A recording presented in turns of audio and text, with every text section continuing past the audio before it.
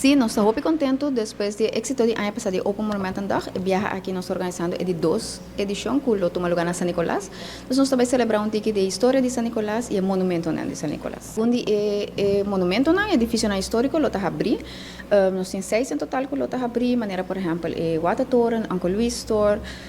Nicolás Store, mas também nós temos casita de Kunuku, de promecas de Kunuku de São Nicolás, que lo abre suporta na dia aqui com forno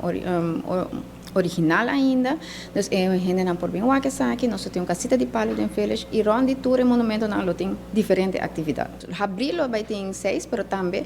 nós lo põe atenção e conta a história não também de diferentes edifícios que não pode abrir se a pessoa não está em mau estado ou não está será abandonado não pode abrir não.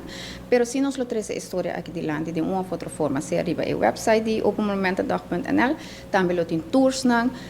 lo tem speurtocht caminho e público lo por sim mais monumento não, hunga que está aqui não tiki, lo tem atividade para muitos diferentes talleres de fotografia, de pintura e lo tem por exemplo tour de bus também que lo traz tiki mais de história de São Nicolás cerca da comunidade e assim tem diferentes atividades que pode participar. Aqui está monumento de passaporte que nós criamos para tour school de tour aluno de kleuter de sexta classe escola básica lo receber o monumento de passaporte de dia na Benedero e com essa aqui não pode visitar o monumento andar coletar estampilha cada monumento que poderia estar por coletar estampilha e assina na final tem diferentes prêmios que não por ganhar também. Essa aqui é uma maneira que nós que 13 história também de diferentes monumentos, né, de história de Aruba, e rol importante que o monumento não está como parte essencial de nossa cultura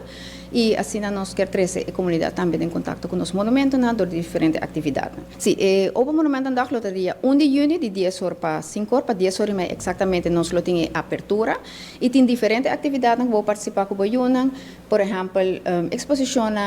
leitura, taller, tanto para muitos como para gente grande. Nós bem tour é uma atividade para família de grande e chiquito, bem desfrutar de dia, lo tem baile, lo tem música, nós tem hobby ambiente que vou por desfrutar e sim de São Nicolás. Entre 10 horas e 5 horas da tarde, nós invitamos a inteiro povo de Aruba a vir celebrar conosco.